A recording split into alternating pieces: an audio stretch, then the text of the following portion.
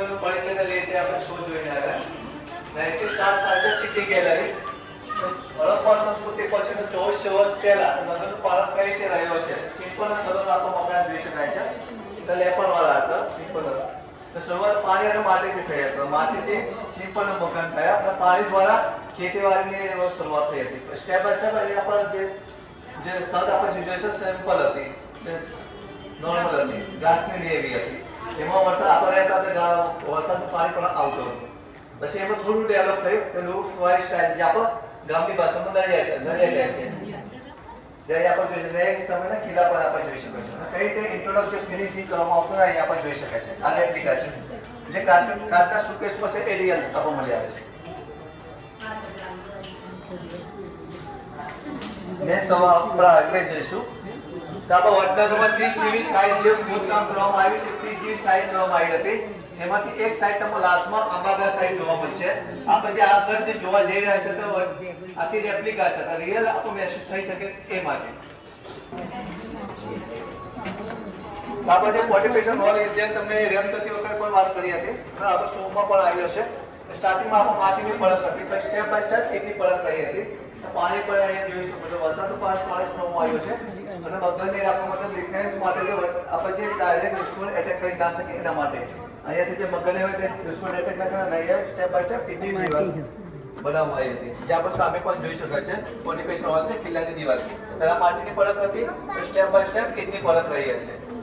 પછી સામે ગોળાફેક જે આપણે જોઈ રહ્યા છે તે કિલ્લા ઉપર એટેક કરવા માટે એ સમય યુઝ કરવામાં આવતા હશે તો આપણે મળી આવ્યા છે સોરી પછી અહીંયા આપણે જે સીલ આપણે જોઈ રહ્યા છે તો વડનગરનું નામ તમે સ્કૂલની અંદર જોયા છે આજુબાજુ લખેલા પણ આપણે સ્કૂલની અંદર પણ કહ્યું હશે તો વડનગર સિવાય કોઈ નામ તમને ખ્યાલ હોય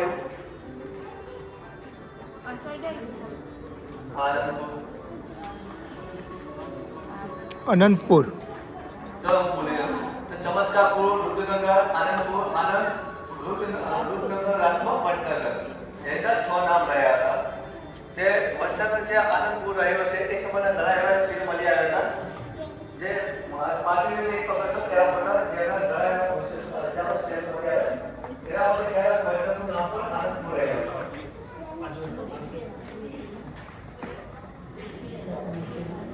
આપણને બીક લાગે જાણે આ કાચ છે આપણને ખાલી પૂરી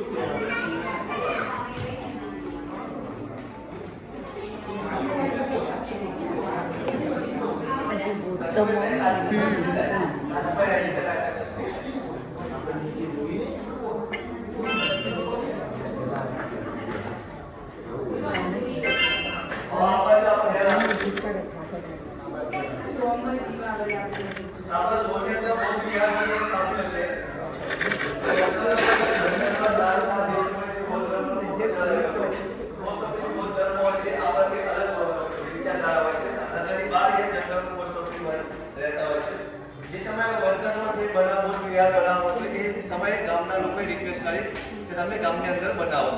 જે સમય બનાવવા જે ભિક્ષુઓ મહિલા લોકો હતું એના માટે બનાવ એમની સુરક્ષા રહી શકે એના માટે જે બોધ યાર બોધ ત્યાં પર ઘાસ પર દરવાજો છે ત્યાંથી આપણે મળી આવ્યા ત્યાં પણ આવીતા સાઈડ ત્યાં છે હા પછી અહીંયા આપણે પ્રોજેક્ટ પર જોઈ રહ્યા છો વોટરનું ટેન્શન એ રહ્યો છે વરસાદ પછી તળાવ રહ્યા હતા વરસાદનું પાણી સ્ટોરેજ કરવામાં આવતું કે સ્ટોરેજ કર્યા પછી ખેતી માટે અને પાણી પીવા માટે યુઝ કરવામાં આવતું એ સમય નદી યા નહેર પર શુદ્ધ હતા એ સમય જીવન શૈલી આવી રીતે રહ્યું હતું પછી અહીંયા આપણે એક્સપ્રેશન સાઈડ પ્રોગ્રામ વગેરે જે બધી આ સાઈડ પ્રોગ્રામમાં શું થાય છે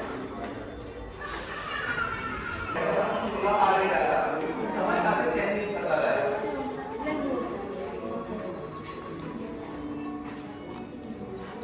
આ પોતાની શકો છો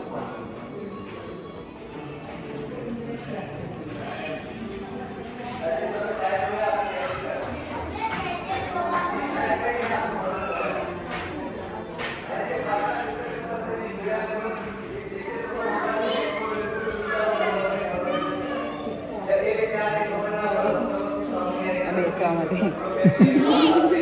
શૌચાલય હા બેસતો ને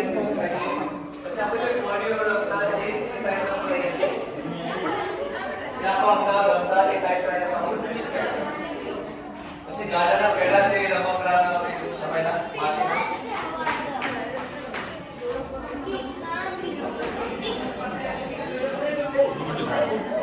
બસ એ જે પ્રોજેક્ટમાં તેને બતાવી રહ્યું છે એના લીધે એને બતાવવાનું છે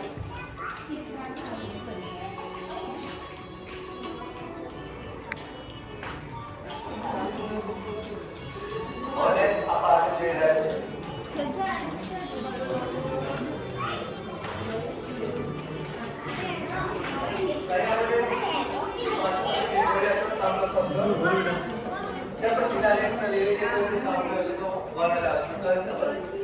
રાજા મહારાજે જમીનદારમાં ભેટ કરવામાં આવતા જે આપણે દસ્તાવેજ કાઢ કહીએ છીએ એ કાંઈ પણ સારો પત્રમાં લખીને આપવામાં આવતું જમીનદાર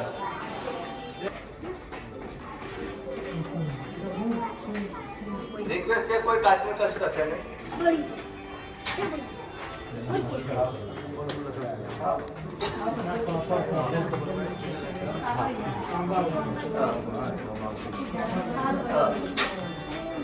પછી અહીંયા કોઈ તથ્ય જે જોઈ રહ્યા છો વડનગરમાં 6 થી 7 વખત ભૂકંપ આવેલો છે એનું તથ્ય અહીંયા બતાવવામાં આવ્યું છે ત્યારબાદ આપણે વડનગરના જે વડનગરના 6 દરવાજા છે કીર્તિ તોરણ છે આત્મ સંબંધનો જીર્ણોદ્ધાર સમિષ્ઠા તારણનો જીર્ણોદ્ધાર જે સોલંકી પેઢમાં કરવામાં આવ્યું એના લીધે અહીંયા પર આ ટીવીમાં જોઈ શકાય છે તો આ રીતે આ ગુરુજીએ કરેલું છે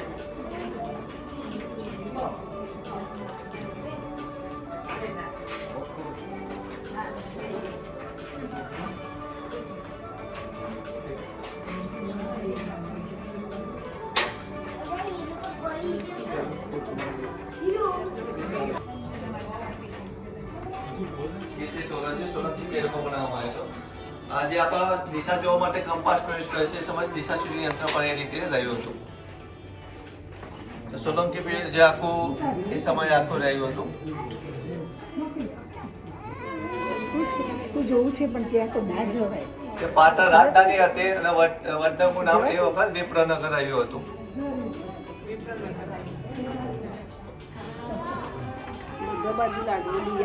પછી અહીંયા પોઈન્ટ તમે જોઈ રહ્યા છો તો આ રીતે પોઈન્ટ મળી આવે છે તે આપણે સેકન્ડ ફ્લોરમાં જોઈશું ઘણા એવા મતલબ પણ જોઈશું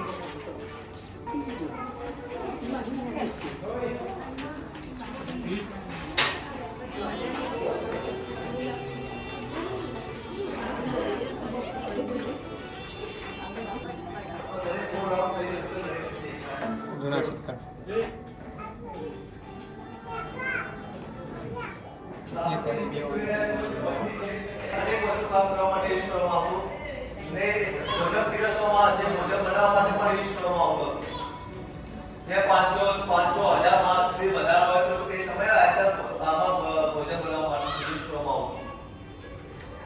પાસેથી આપણે જે ફોટા જોઈ રહ્યા છે એમાં ફર્સ્ટ નંબરનો જે ફોટો આપણે જે જોવા જઈ રહ્યા છે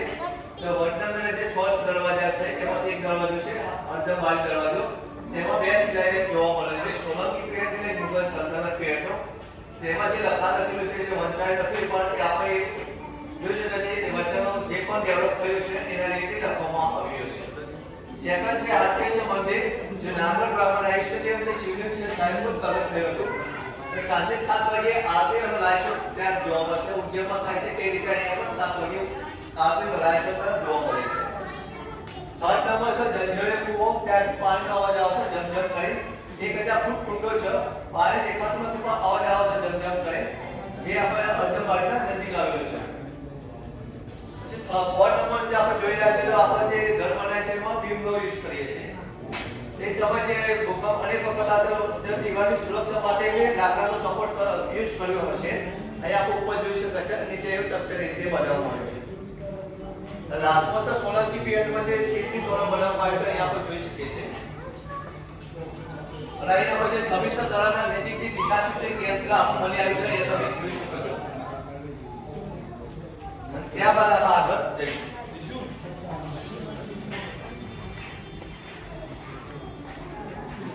લાસ્ટમાં તમે સમિષ્ટ તળાવની મુલાકાત કરાવીશું.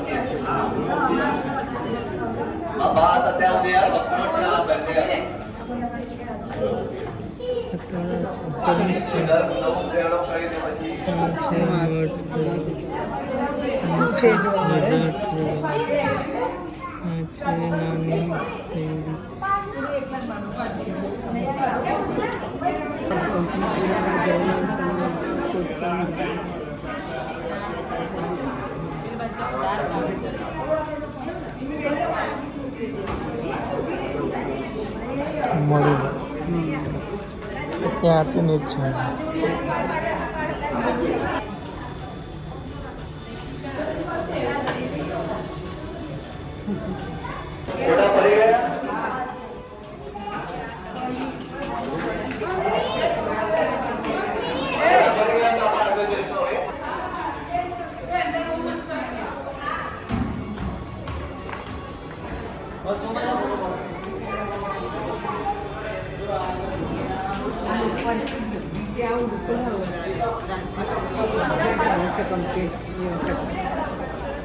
વચ્ચેનું પેક હોય ને આ સાઈડ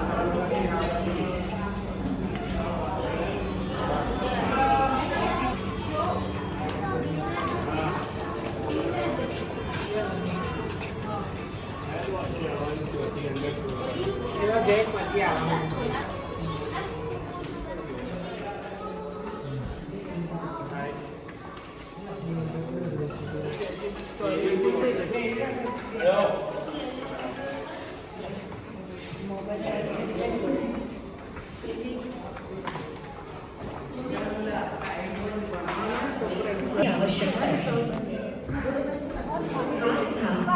मनुष्य को आकस्मिक बदलावों और समय का हौसला देती थी।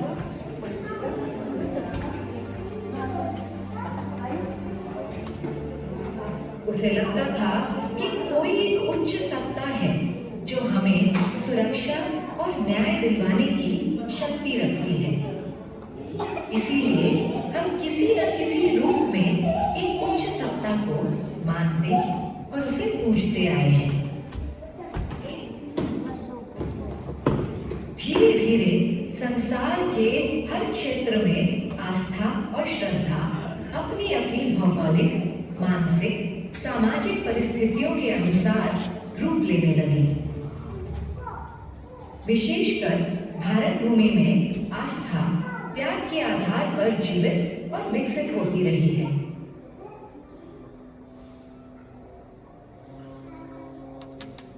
हमारे यहाँ घर और मंदिर में अंतर करना कठिन रहा है। जहाँ कोटि कोटि प्रकार के देवी देवता, आध्यात्मिक सिद्धांत और सामाजिक प्रथाएं मानी और पूजित रही हैं।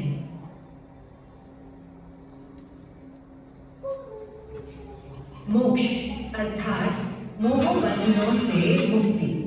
तमाम भारतीय धर्मों का लक्ष्य रहा है।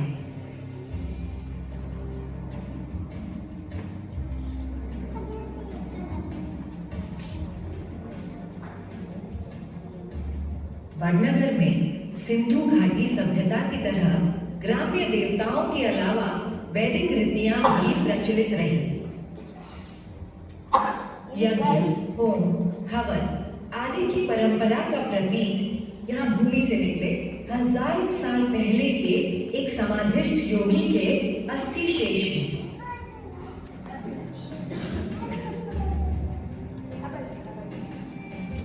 और इस अमूर्त आस्था के मूर्त प्रमाण हमें 2500 साल से अधिक लंबे समय के हर युग से मिलते हैं।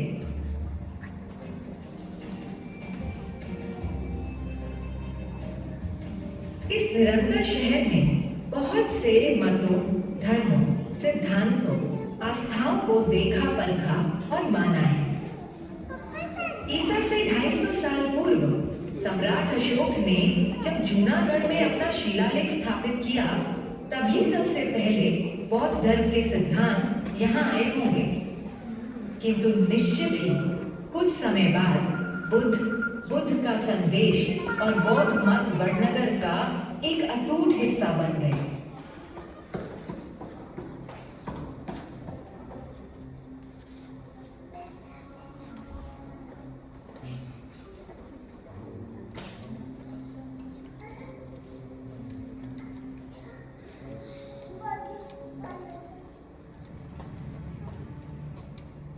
सन 641 में चीनी यात्री यून सांग ने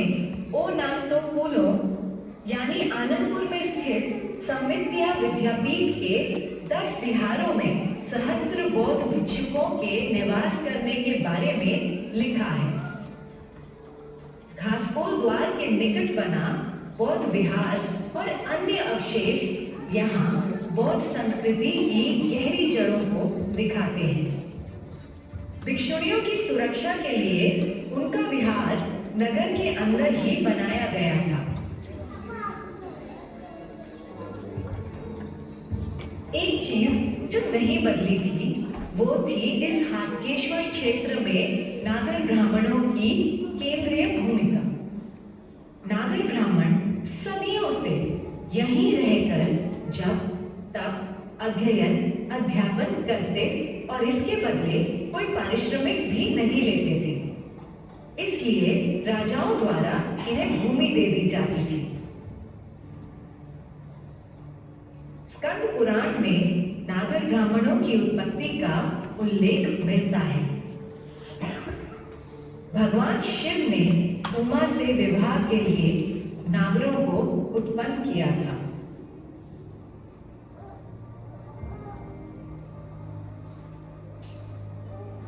फिर प्रसन्न होकर इन्हें हाटकेश्वर नाम का स्थान वरदान के रूप में दिया था।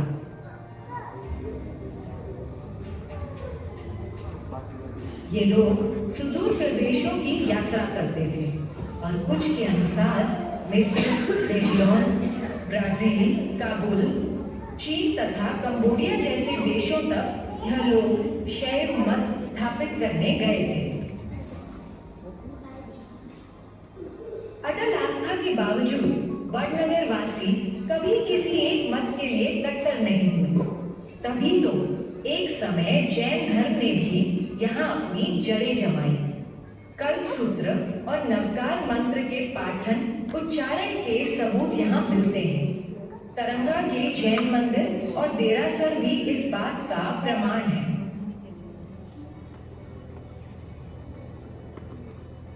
ग्राम्य देवताओं और अन्य देवियों की पूजा भी वडनगर में लगातार होती रही। लज्जा गौरी, जिनके चित्रण में सर की जगह कमल का फूल होता है और जननांग के चित्रण पर जोर होता है, प्रचुर फसल और संतान के लिए पूजित होती है। वहीं शाकंभरी देवी हरियाली उर्वर धरती के लिए पूजी जाती है। शीतला माता, अमिथेय माता, करवट देवी, मेलडी माता आदि अनेकों देवियां भी पूजित अर्चित रही हैं।